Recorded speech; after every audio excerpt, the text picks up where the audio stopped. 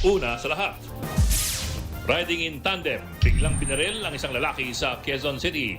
Ang gunman, isang ama na gumanti lamang daw sa taong gumahasa sa kanyang anak. Kasabwat niya sa krimen ang kanyang bayaw. Ang buong detalye kaugnay yan, abangan.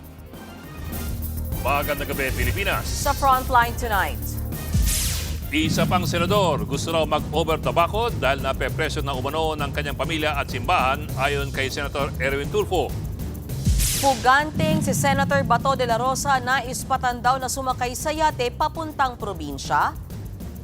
Alingas-ngas ng banta sa Malacanang sa Independence Day, June 12, bali-balita. Ang palasyo naman may babala sa mga anilay kampo ng kadiliman. Flood control contractor na si Curly Vizcaya ipinaaresto na ng korte para sa kasong malversation. Inflation noong nakaraang buwan, bahagyang bumagal.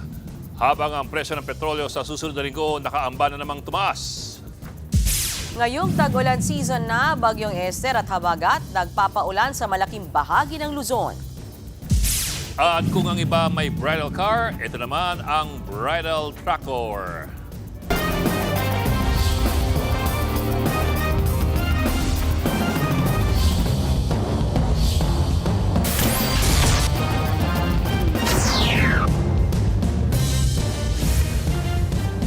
May alingas-ngas daw ng banta sa Malacanang sa June 12 kasabay ng Independence Day. Ang palasyo naman may babala sa mga anilay kampo ng kadiliman. Nasa frontline ng balitang yan si Alexis Ebwe.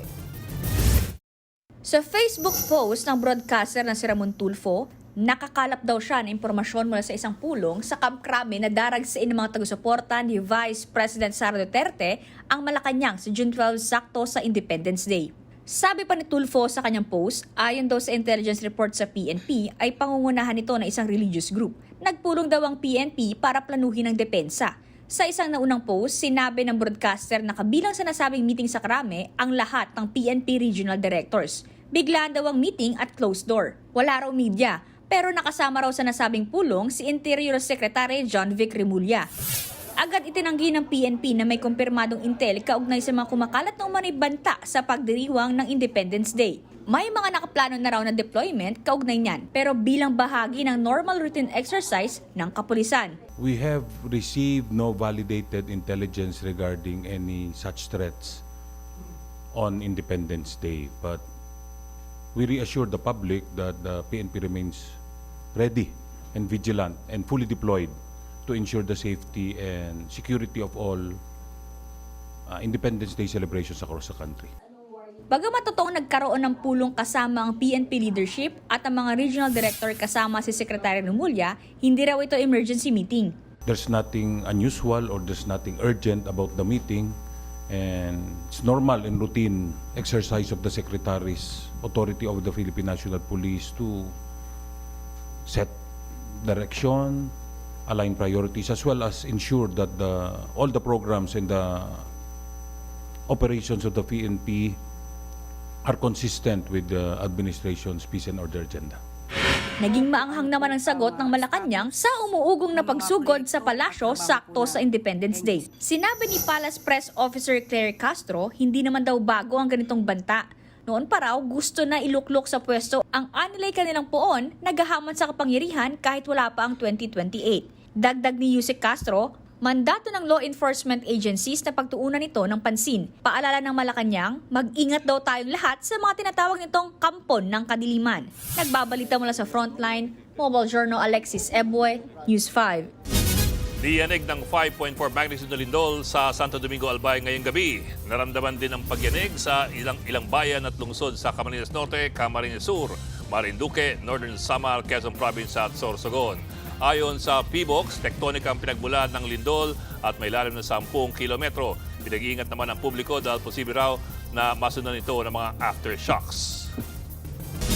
Welcome daw ang Cayetano Block sa pagdinig ng Senate Blue Ribbon Committee ni Senator Erwin Tulfo sa Lunes. Git ni Tulfo, hindi naman pagdinig ang ginawa kahapon kundi parang press con lang. Narito ang aking report.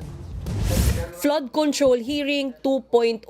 Ganyan ang magiging eksena sa Lunes. Pero ang mangunguna naman sa pagdinig na yan ang chairman ng Senate Blue Ribbon Committee ng Gatchalian Block na si Senator Erwin Tulfo. Katunayan, invited ulit ang nagpakilalang 18 na bagman umano ni Zaldico. The mere fact po na in-invite namin sila kasi para wala sila masabi na tinatago namin, pinagtatakpan namin. Pati ang mga miyembro ng Cayetano Block na nagsagawa ng sarili nilang pagdinig kahapon, pwedeng-pwede rin daw dumalo sa Lunes. Sumama na kayo ditong 5 dyan sa minority para makapagtanong kayo, makapag-imbestiga. Tsaka sa Lunes po, bawal na po yung mga surprise witness. Dapat po ibigay nila sa Blue Ribbon yung mga gusto lang imbitahan. Pero ayon kay Senator Erwin Tulfo, illegal ang ginawang pagdinig kahapon ng Cayetano Block. Sila lang po nag-oath-taking kasi number 1, ako na po ang chairman ng Blue Ribbon. Kaya wala na po silang authority. Kung pansinin ho ninyo, wala nga po mga tao sa likod nila, yung mga recorder, stenographer, wala po. Hindi raw Blue Ribbon Committee hearing ang nangyari kahapon, kundi Forum lang nila yung press conference lang, whatever they want to call it, pero definitely hindi po hearing ng Blue Ribbon. isa si Senator Erwin sa idinawit sa hearing kahapon. Kaya ayon sa kanyang kapatid na si Senator Raffy Tulfo, kakasuhan daw ang mga bagman na idinawit ang kanyang pangalan. I talked to Erwin right away. I called him up and he said, that's not true. Galit na galit siya. He will file a cyber libel case against those Marines na binanggit pangalan niya, maging doon sa mga senador na ini-implicate din siya dahil, remember, illegitimate sila eh. Kahapon sa pagdinig, sinabi ng bagman na si Bernard Gumban na 2 beses nag-deliver ng mali-maletang pera kay Senator Erwin. Bali po, nakapag-deliver po ako doon kay Senator Erwin Tulfo ng 2 beses. Yung una po, 2 maleta, tapos yung pangalawa po, 6. Ano yung 2 maleta? Anong size? Maliit lang po, small tsaka medium. Sa pangalawang delivery raw, halo-halo na ang size ng maleta. Pero kung pagbabasehan ng naunang affidavit ng bagman, nakasaad na 6 na medium size na maleta ang dineliver umano kay Tulfo. Kaya banat ni Senator Erwin, Definitely, it's a lie, a blatant lie. Saan nanggaling yung sinasabi nila 1, 2, 3, 4, 5, whatever the maleta is. Wala naman akong flood control. isa pang napuna sa naturang hearing, ang claim ng isa sa 18 testigo na noong 2024 ay ipinasurrender ang mga cellphone nila para palitan ng bago. Nung pumutok yung flood control po, 2024,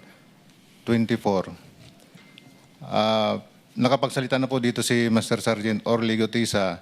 Ngayon, maraming nagliligaw sa amin. Na Ano po? nililigawan po kami na hindi na po kami magsalita. Yung lahat ng cellphone po namin, ibibigay po sa kanila. Sa anong dahilan? Papalitan po ng mga bago po, iPhone po. Ano bang klase yung mga cellphone nyo? Nokia? iPhone 16. So papalitan nila ng mas maganda. Yes, Your Honor. Alam ninyong dahilan kung ba't nila gagawin yon? Kasi nandun yung mga picture namin, Your Anong klase ng cellphone para ma-record? iPhone 16e, 128 GB. Nang i-check ng News 5 sa mismong website ng Apple, lumalabas na February 21, 2025 ang pre-order na naturang model na sinasabi ng bagman sa hearing. Higit 4 na oras ang itinagal ng hearing ng Cayetano Block, pero karamihan ng mga pangalang binanggit ng 18 testigo, mariin nang itinanggi ang mga paratang at pinuna ang mga pabago-bagong salaysay ng mga testigo. Kabilang na dyan sina Congresswoman Laila de Lima, dating kongresistang si Franz Castro at dating Senator Antonio Trillanes na una nang nagkaso ng cyber libel sa 18 bagman umano ni Ko. Tinawag namang disgusting ni Senator Ping Lacson ang pagdawit sa kanya ni Senator Alan Peter Cayetano sa flood control scandal. 2 o 3 senador pa ang nagpaparamdam na lilipat daw sa grupo ni Senator Win Gatchalian ayon yan kay Senator Erwin Tulfo. Hindi pinangalanan ni Senator Erwin kung sino-sino ang mga yan. Sa ngayon, 12 senador ang parte ng Gatchalian Block. Isa na lang ang kailangan nila para tuluyang maging mayorya at makapaghalal ng bagong Senate President. Yung isa nga po, hindi niya alam paano kakalas dahil number 1, natatakot na talagang matutulad po sa amin na kaliwat kanan titirahin ng mga troll, ng mga vlogger. May pressure po sa family niya, his children or her children na lumipat na po kayo kasi nakakahiya sa mga classmate namin, sa mga workmates namin. Pati sa church po, tinatanong po siya. So, nakukonsensya siya.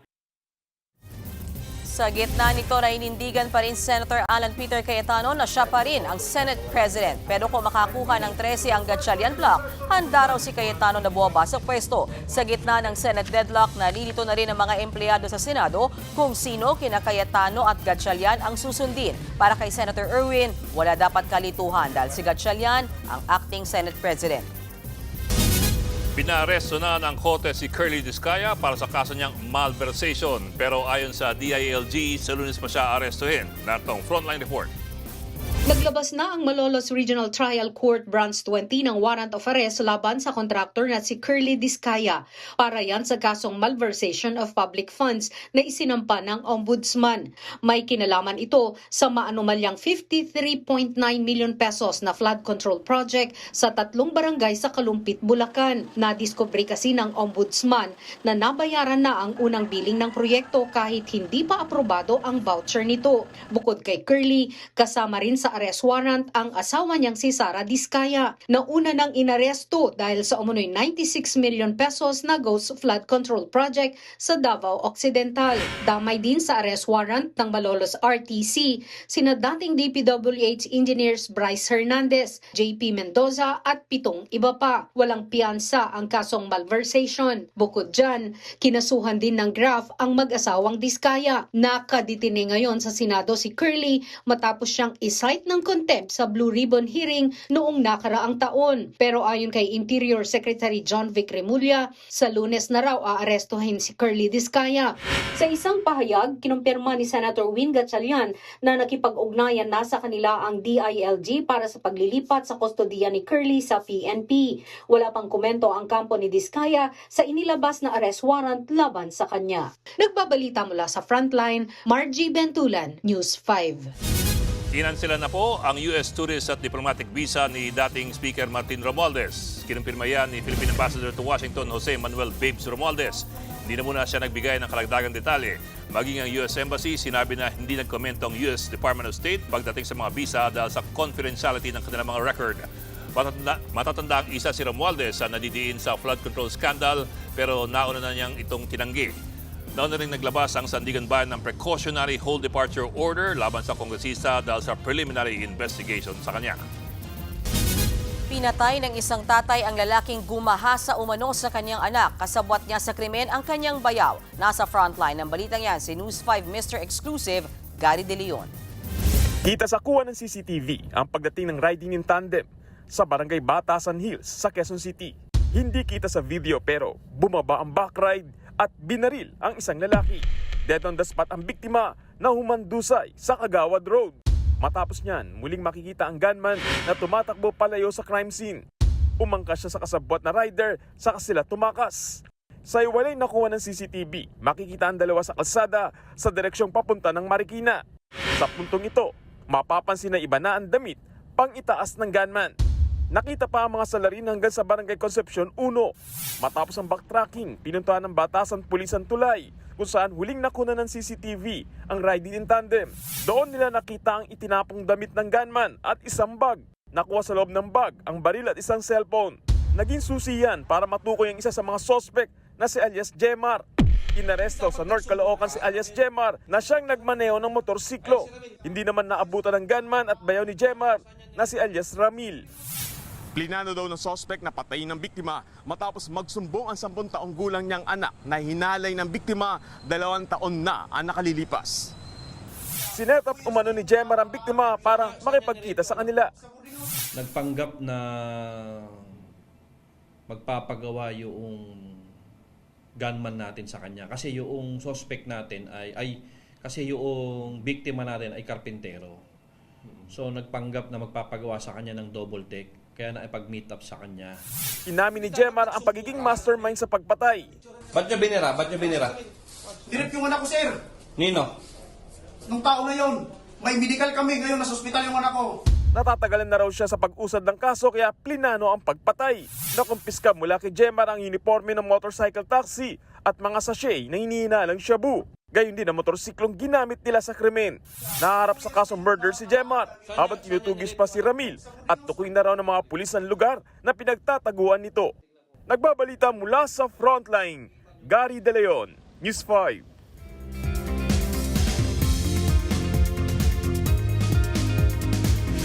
Mga kapatid, maganda sa isang maulang weekend. Nagpapaulan sa Batanes ang bagyong Esther na nasa timog silangan ng Taiwan. Sa pool naman ng habagat ang Luzon.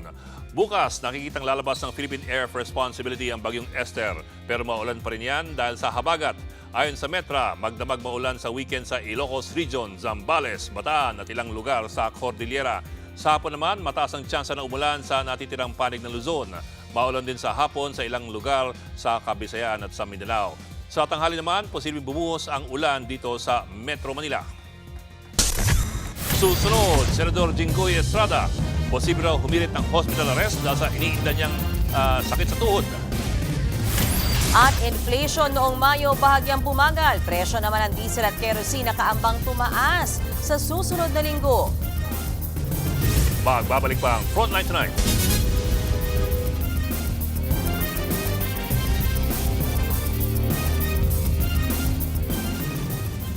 Mga kapatid, Ed Lingaw po, maging maalam at may pakialam sa mga napapanahong balita sa ating bansa. Para sa mas malilimang pagtalakay at paghimay sa mga issue at headlines, mag-follow at mag-subscribe sa social media pages ng News 5.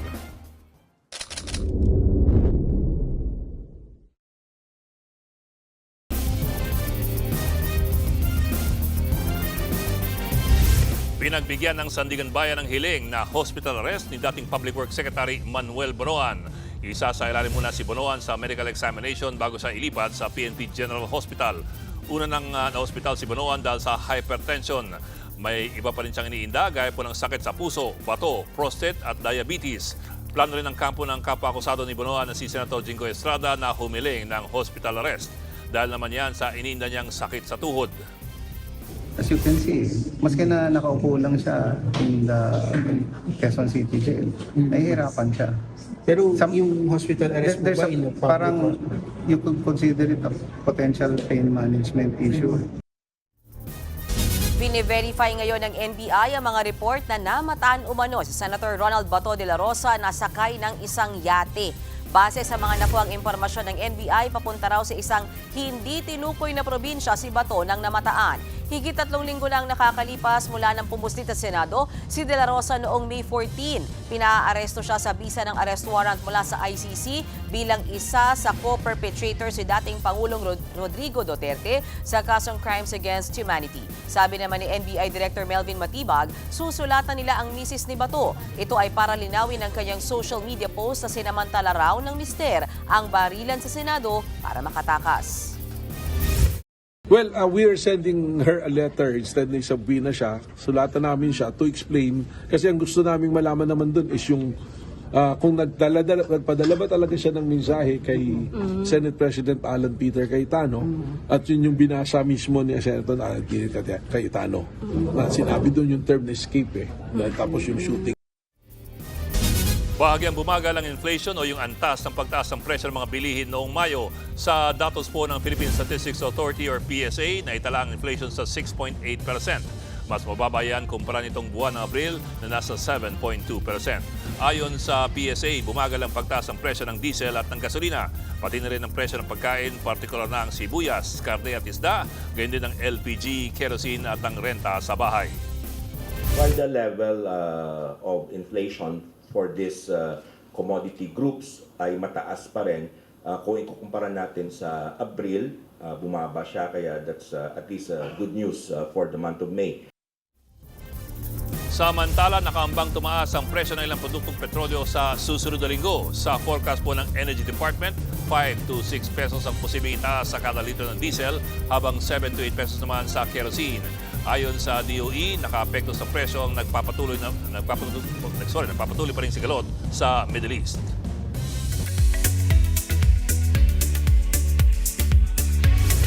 Showbiz tonight na tayo. May short and sweet performance ng vocalist ng The Script na si Danny O'Donoghue dito sa bansa. Going back to the corner where I first saw you. Gonna camp in my sleeping bag, I'm not gonna move. Literal na nasa corner siya ng isang kalye sa Maynila nang kantahin niya ang hit song na The Man Who Can't Be Moved. Taong 2008 nang i-release ang kanta na yan.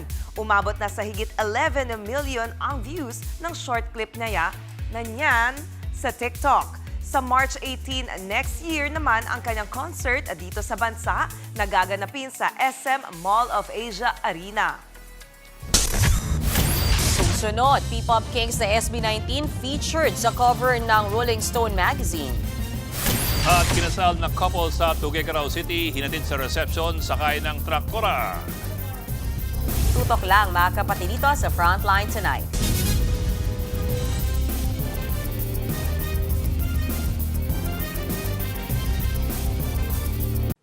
Mga kapatid, Mean Los Baños po, huwag magpahuli sa mga balita at impormasyong dapat ninyong malaman. Para sa mas malawak na balitaan at diskusyon, mag-follow at mag-subscribe na sa social media pages ng News 5.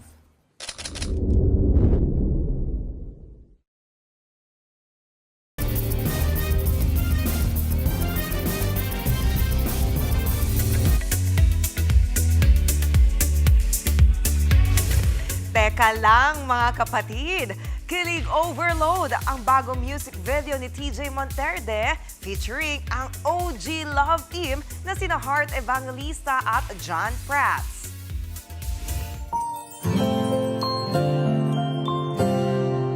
Teka lang, unti-unti na yata mahihibahan. Tama ba tong aking nararamdaman? Teka lang, paano nagkaganto? Ikot ng aking mundo. Reunited ang dalawa sa Teka Lang MV ni TJ. Sa music video, may mga nostalgic reference pa sa mga eksena noon ni na Heart at John sa dati nilang movies. Sina Caprice Cayetano at Jairon Nolasco naman ang gumanap sa younger version nila sa MV. Heads up 18s! Nasa cover ng Rolling Stone Philippines ang P-Pop Kings na SB19. Minimalist man ang look, pamatay pa rin ang face cards. Sa kanilang feature story, sinabi ng SB na naniniwala sila na ang kanilang role sa P-Pop ay ang patuloy na pag-push sa creative boundaries ng genre. Natutunan din daw nila na kailangan nilang i-prioritize ang kanilang well-being para mas may maibuga sila sa kanilang performances. Last April, sold out ang kanilang Wakas at Simula the Trilogy concert finale na ginanap sa SMDC Festival Grounds sa Parañaque City. That's it this Friday. Chikahan ulit tayo next week. Ako po si Johnny Alipon.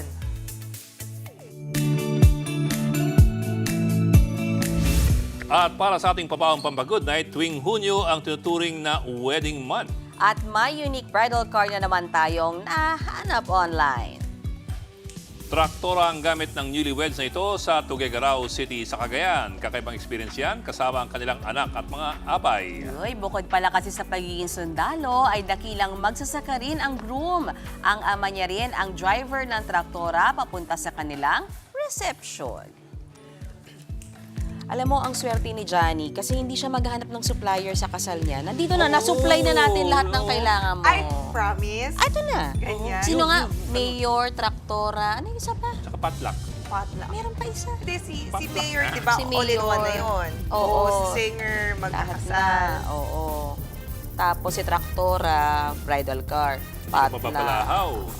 Hindi talaga, uy. Grabe, laki ng wheels nun. Mabalahaw ka pa Hindi kayo niyan. babahain, di ba? Hindi ka matatakot na ikasal ng umuulan. Kami nagplano. Okay, wedding planner. Gusto mo Sige, ba? basta kayo na bahala. Kayo nasagot. Dadating na lang kami doon. Hindi, kailangan mo bayad. Kayo bayad ba? O hindi, pumayag na. Ninong. Hello Ninong po. eh. Basta ganun ang kondisyon, ha? Ganun ang mga kondisyon. Sakay ka ng traktora. Basta sagot mo lahat. Doon sa Nakakasakay nga ng motor yan, traktora pa ba? Kayang-kaya niya yan. Sir, minamalit mo ata. Wow! Tama yun. Mag-goodbye na nga tayo. O siya, sakto. Yan po ang 30 minuto pag-himayos palagang headlines. Balitaan at diskusyon para sa paghubog ng matalinong opinyon. Hanggang sa Lunes po, kami niyong kapatid sa Baltan Public Service. Ako po si Mean Los Baños Orse. Ako lang po si Edling Gao, walang iwanan, Frontline Tonight.